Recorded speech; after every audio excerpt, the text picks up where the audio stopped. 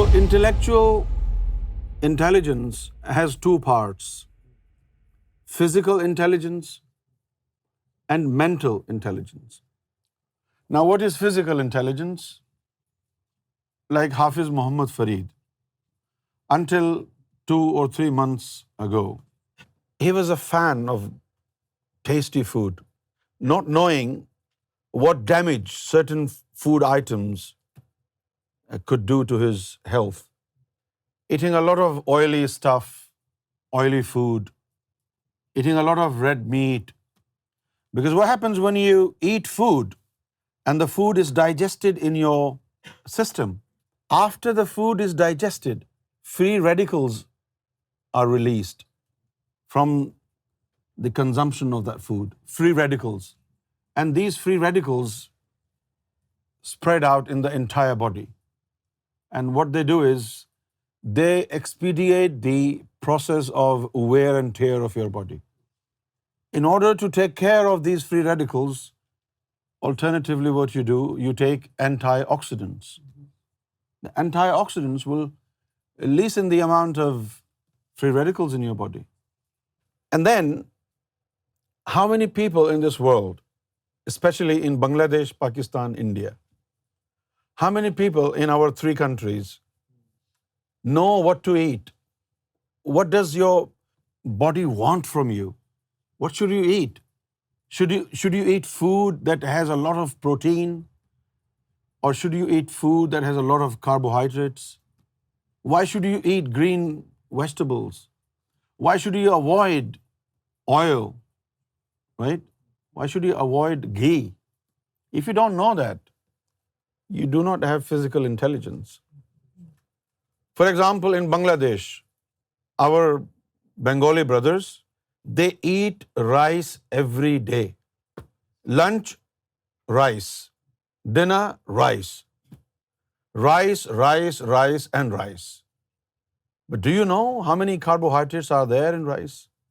It's not good for your body. You need a lot of insulin to break down carbs in your body.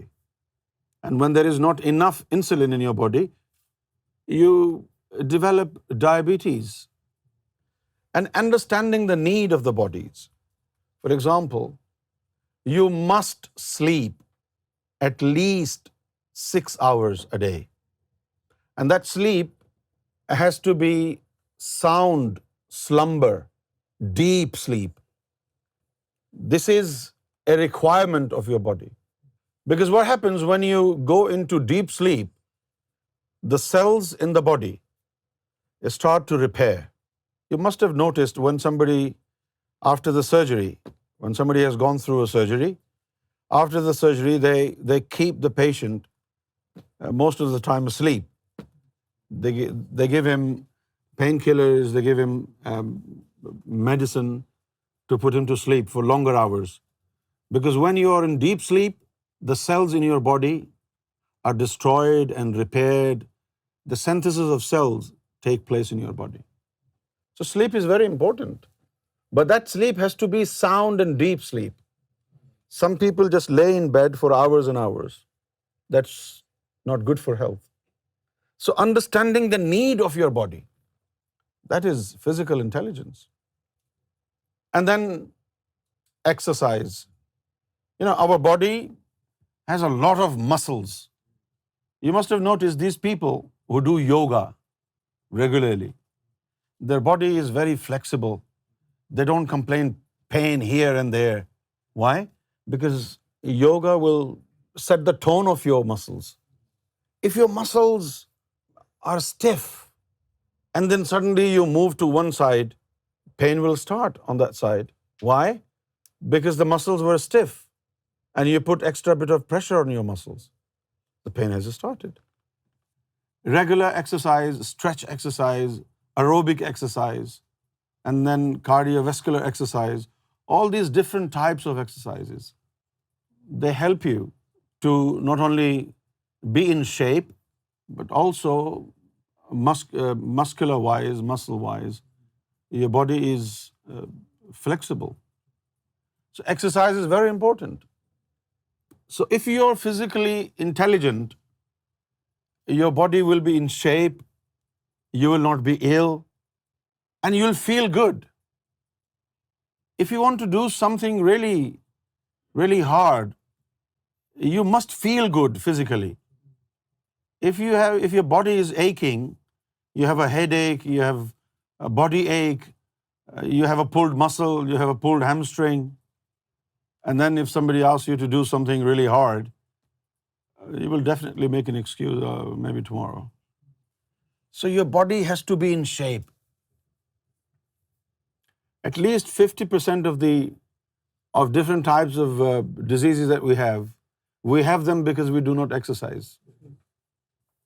Because exercise will also improve your bowel movement, your digestive tract, your entire health depends on what you eat and then mobility of your body.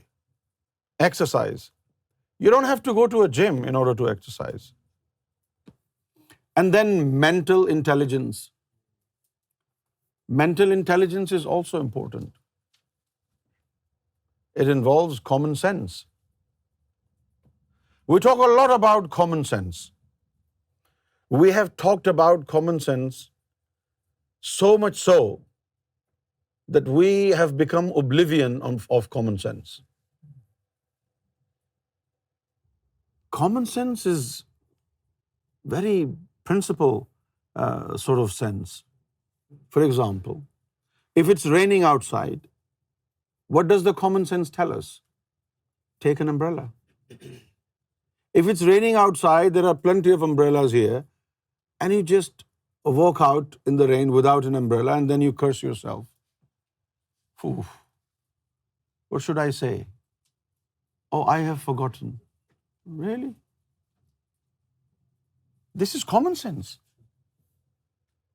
But this happens when your mind goes into overdrive. When your brain is in overdrive, you lose common sense.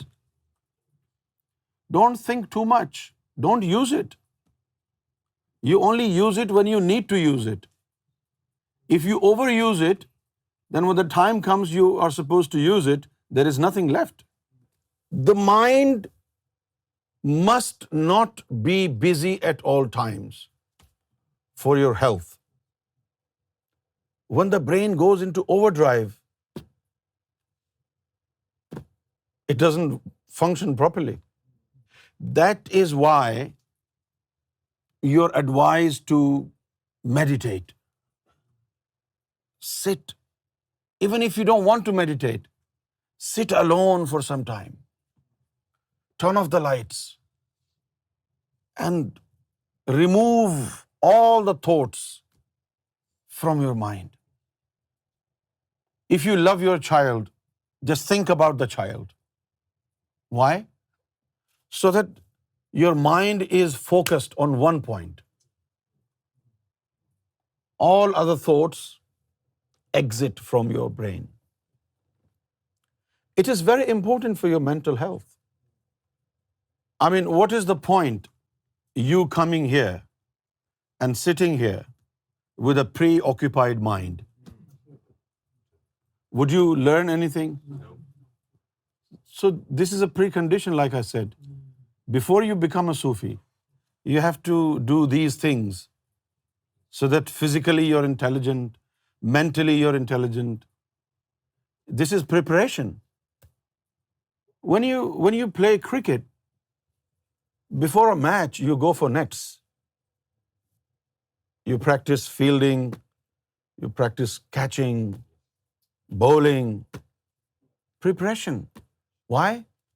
So all those shots, all those swings go back in the memory of your hands and your style. It can slip off. It's a normal pattern in cricket. Whilst you're playing cricket, sometimes you're off the form. You're out of the form. And you play like an idiot. And then suddenly, after some time, you start playing well. What happened? Things go into the memory. When they slip off the memory, then you forget how to play a cover drive, how to do an in-swinger or in-dipper or out-swinger, dusra or googly. It all stored here in the senses of touch. So if you're sitting here with a preoccupied mind, honest to God, you will sit here for 2 hours and you will hear me for 2 hours, but you will never listen to me. You will only hear me.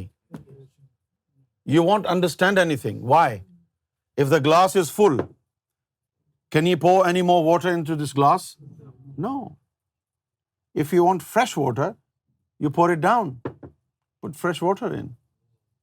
If your mind is already full, nothing new will come in your mind. Like Sarkar Gohar Shahi said, when Sarkar talked about visualizing God's name on heart, Sarkar said, when you go to sleep, when you go to bed, it's a normal pattern for everybody that they think about something. For tomorrow, day after tomorrow, what will happen? And Sarkar said, it doesn't happen. What you were thinking last night, maybe it won't happen the way you want it to happen. So you waste your time. Why waste your time? Instead of thinking about what will happen tomorrow, why don't you engage in visualizing God's name on your heart? And maybe with the blessings of the visualization of God's name, tomorrow God will make that thing happen, which wouldn't happen otherwise. Sufis are discouraged to think. Don't think. You know, they say it in Punjabi, sochi pya te banda gaya. If you overthink, you'll become cabbage, vegetable. So mental intelligence is to use the brain properly. Number one, when you overthink, the devil comes and sit in the driving seat and he takes over the control of your mind.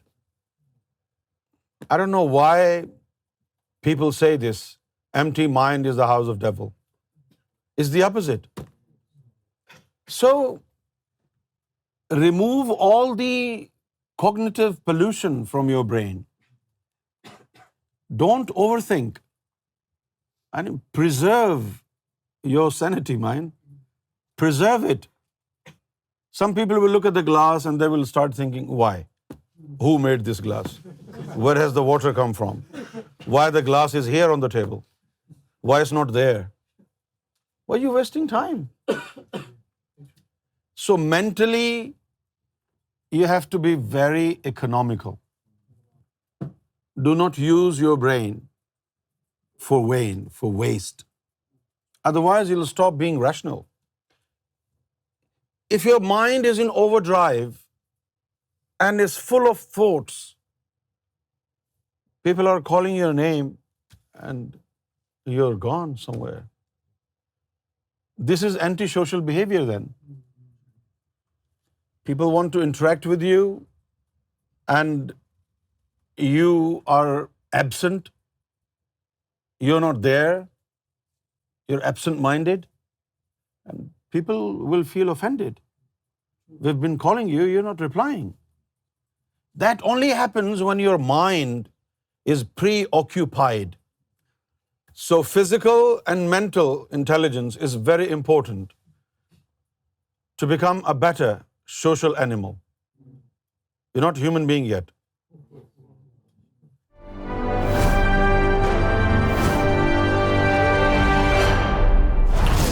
TV, bringing light, love, and peace in your life.